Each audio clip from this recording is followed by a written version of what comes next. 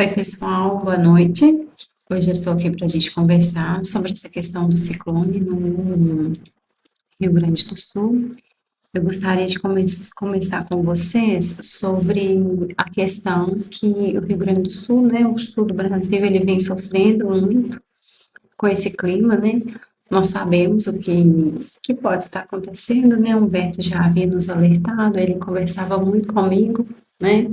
Sobre os rastros, sobre a inversão e sobre tudo que vai vir ainda, né? Então, eu creio que essa questão do sofrimento do Rio Grande do Sul tem muito a ver com a tudo, né? A gente não pode falar muita coisa, mas envolvendo a questão do governo, né?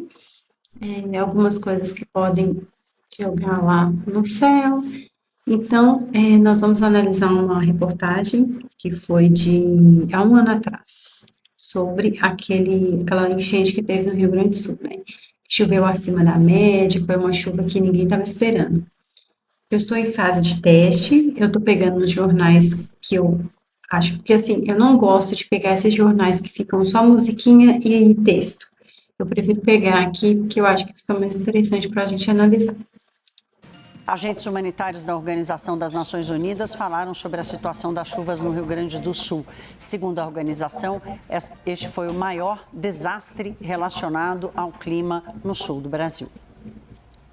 Olha para você ver, ela fala, né, que foi aquele maior do Brasil, que tanto é que quem salvou aquelas pessoas, quem ajudou, né, na maioria dos casos, de ajuda de alimentos, avião, helicóptero, barco, foi muitos empresários, algumas pessoas do meio da mídia, né, mas uma coisa que eu quero lembrar para vocês também, que quem foi ali, a maioria das pessoas que foram lá salvar essas pessoas, foram os homens, né, os homens brasileiros, eles que foram ali, tiveram força para salvar os bombeiros, né, os bombeiros e tal.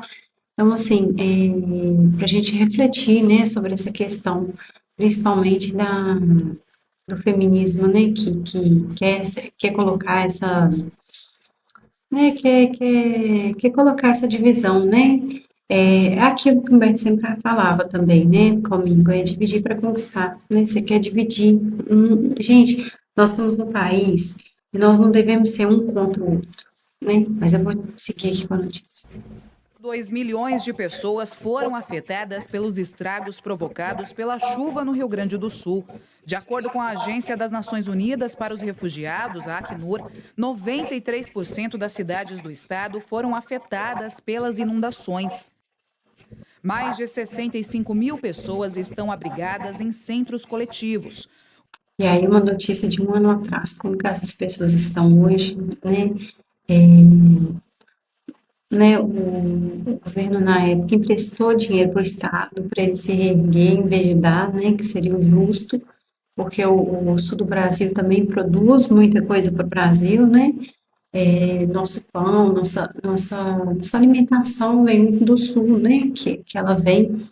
Então, assim, é um povo sofrido, um povo que está sofrendo com essas chuvas, com essas enchentes, né, agora com o ciclone.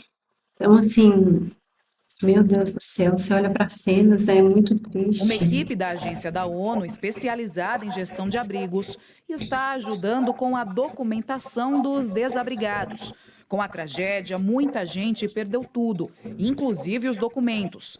A equipe também trabalha na distribuição de doações, alimentos, remédios, roupas e na prevenção de violência dentro dos abrigos.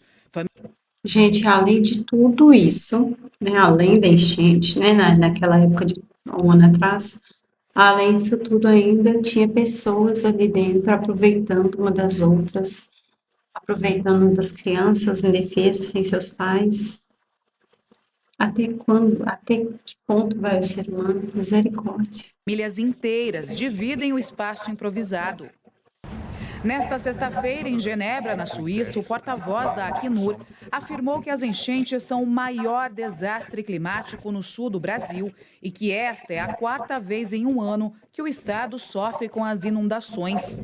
A agência da E aí é de se pensar quem que está, né, quem que tem interesse, né, nessas destruições, nessas coisas, né, nessas tragédias. A ONU vai expandir a atuação no país para ajudar os mais vulneráveis e os refugiados que vivem na região. An estimated 3.21.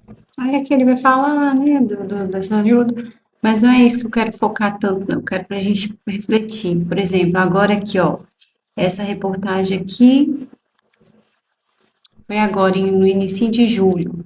Hoje é que dia? Hoje é dia 28. Né? Então, há um tempinho atrás teve mais um caso, Maria Fernanda Luxinger, antes do o número de ciclone. desalojados só está crescendo no estado, já são mais de 1.600 pessoas, 4 rios estão próximos de passar do nível de transbordamento. Maria Fernanda, conta pra gente. E é triste porque, assim, o que acontece? Nós estamos em um país que é um país que arrecada muito, muito dinheiro, né? Então, como que chega nesse ápice, né, de um rio, chegar nesse ápice de transbordar, né? Eu acho que tem que ser trabalhado. Por exemplo, quando você está num sítio, e é igual, eu tenho estrada de terra, né? Então, você tem a estrada, e aí você tem que ir fazendo os caminhos das águas, você tem que procurar a vazão, né, para a água ir embora. O que está acontecendo que esses rios estão assim enchendo, né? Tá uma coisa muito complicada, porque em Porto Alegre, naquele um ano, né, atrás que teve enchente, tinha um monte de saída de água, mas não saiu, estava bloqueado, estava fechada, devia estar entupido também. Muito A complicado. previsão não indica chuva nos próximos dias.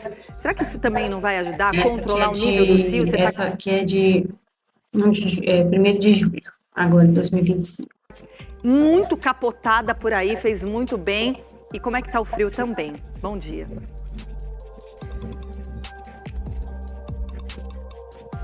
Oi, gente, bom dia a todos que nos acompanham aqui no Bora Brasil. Uma manhã muito gelada aqui em Porto Alegre, a gente está falando nesse momento aqui da Orla do Guaíba. Vou pedir para o Cláudio Pato mostrar nas imagens. Aqui atrás de mim, a gente está vendo uma área que é realmente muito turística e a gente vê que está completamente invadida pelas águas mesmo, viu? Isso é reflexo, claro, das chuvas dos últimos dias, como vocês bem falavam, do vento também, que ajuda a represar a água no sentido sul e traz todo esse efeito que a gente vê nesse momento. Uma região turística, uma região de esporte que está alagada, mesmo que o Guaíba esteja abaixo da cota de inundação. Nesse momento o Guaíba está em 3 metros e 39 centímetros, a cota de inundação neste ponto é 3 metros e 60. O que a gente vê, mesmo assim, é as águas invadindo já essa parte turística da cidade. Vocês comentaram sobre a chuva, realmente o tempo mais seco ajuda com que essa situação melhore, mas o que a gente está vendo nesse momento aqui em Porto Alegre e também em outros rios do Rio Grande do Sul é um reflexo das chuvas do final de semana. Em alguns lugares choveu mais de 100 milímetros e por isso essa água, como é natural aqui no Rio Grande do Sul, escoa para a bacia do Guaíba, aqui como está acontecendo nesse momento. A gente deve se manter nesse ritmo. Então, olha para você, ela falando, né, que essa água choveu mais do que o esperado, né, que foi da outra vez também, só que da outra vez foi bem mais grave, que devastou boa parte, né, do estado. Se eu não me engano, na outra reportagem falaram que era uns 80% do estado, né, sofreu. Então, assim, olha, que situação, né, uma situação muito triste, com um estado tão rico, tão bom, né, um estado que traz riqueza para o nosso país, né, para o nosso Brasil, que tristeza. E aí nós temos mais, aí essa daqui foi de algumas horas atrás, sobre o alerta Aqui, do em ciclone. SP, o dia amanheceu chuvoso, mas muito diferente do que a Gabriela Garcia vem conversar com a gente, porque aqui estava chovendo, agora já um pouquinho de sol e tudo mais, aquela chuvinha amena. No Rio Grande do Sul, o assunto é outro, e principalmente para quem está no litoral. Gabriela, nos conte tudo, por favor. Bom dia. Oi, Elisa, bom dia para você e para todos. Aqui ela vai falar sobre a questão do alerta para o ciclone. O ciclone nem havia, nem tinha passado aí. Desde sexta-feira, desde a semana passada, fim da semana passada, o Rio Grande do Sul e os outros estados aqui do sul do Brasil estão sob influência de um ciclone extratropical em formação e de uma frente fria que trazem instabilidade aqui para toda essa região. E aqui então em Porto Alegre, nesse momento, uma chuva fraca, tem bastante vento também. Eu estava num lugar um pouco mais desabrigada, tive que mudar. Então, aqui ela vai falar, né, sobre a questão do ciclone que passaria, né, e do frio. Aí aqui são os resultados, né, no outro jornal que eu peguei, aqui são os resultados do ciclone, né. Agora até o litoral norte, vamos, Tramandaí, vamos embora. Bom, Tramandaí, Imbé, Capão da Canoa, Balneário Pinhal, toda aquela faixa da Costa Doce até o litoral norte, aquela é a faixa mais castigada pelo ciclone extratropical. Aqui no telão está o grande... Aí agora nós vamos ver a tragédia que esse ciclone trouxe, né, para as pessoas. Jornalista Renato Dias, do Correio do Imbé, que traz mais detalhes agora sobre a situação. E olha só o que está ventando. Vai voar a câmera, Renato. Pelo amor de Deus, não deixa a câmera voar não, hein? Boa tarde, Renatão. Boa tarde, Mota. Boa tarde a todos. Você viu aí a situação, né? O vento forte no litoral neste momento, com rajadas aí, Mota, registradas na manhã de hoje, de 125 km por hora, às 9 horas da manhã. Nesse momento, estamos com a temperatura de 13 graus, frio no litoral norte, chuva e o vento. Gente, o vento ele é tão forte, olha ali, parece que o telhado é de papel.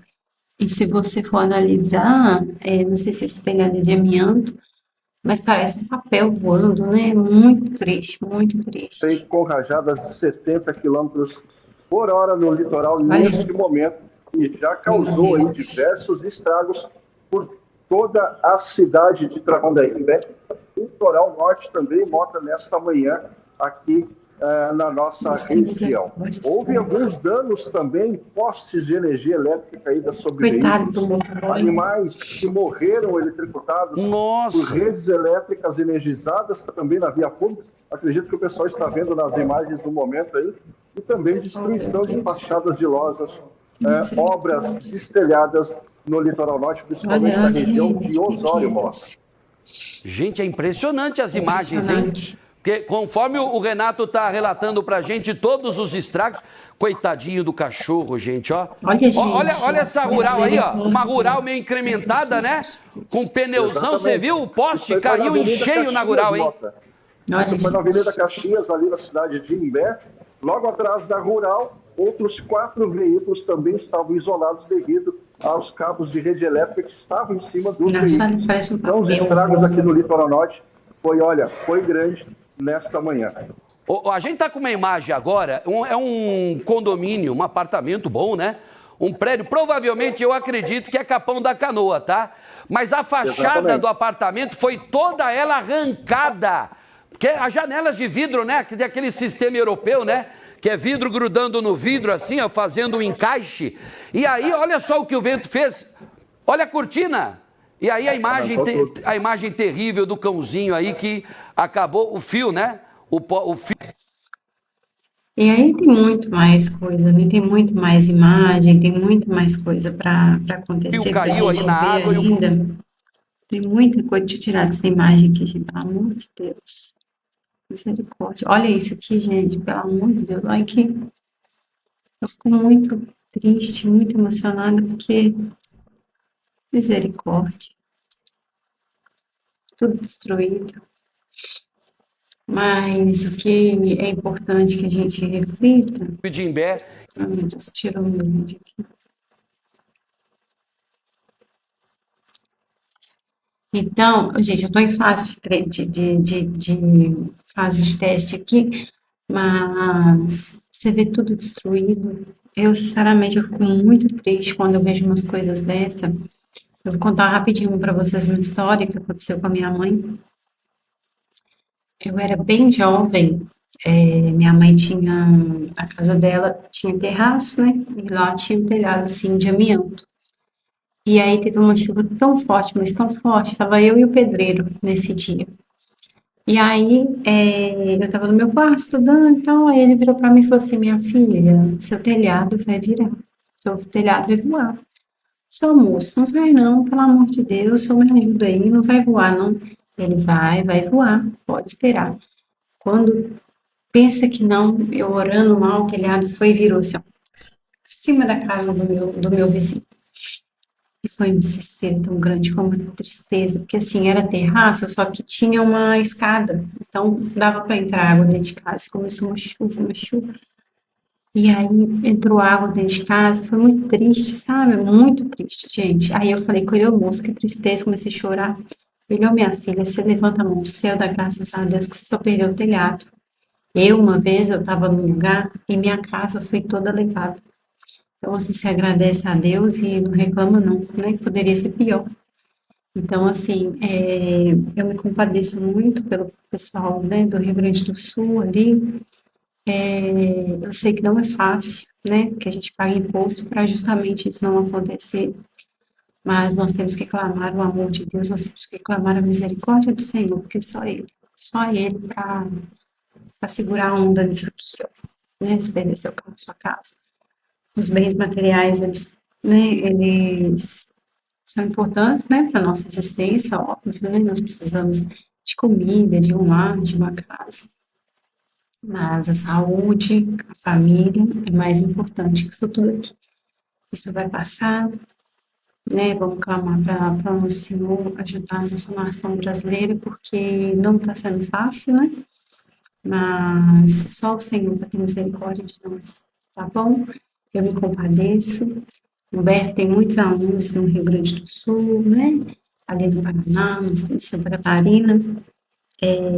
São momentos difíceis, mas se apeguem a Deus, se apeguem ao nosso Criador, protejam seus filhos, suas crianças, seus idosos. Imagina um idoso que, meu Deus do céu, numa casa dessa.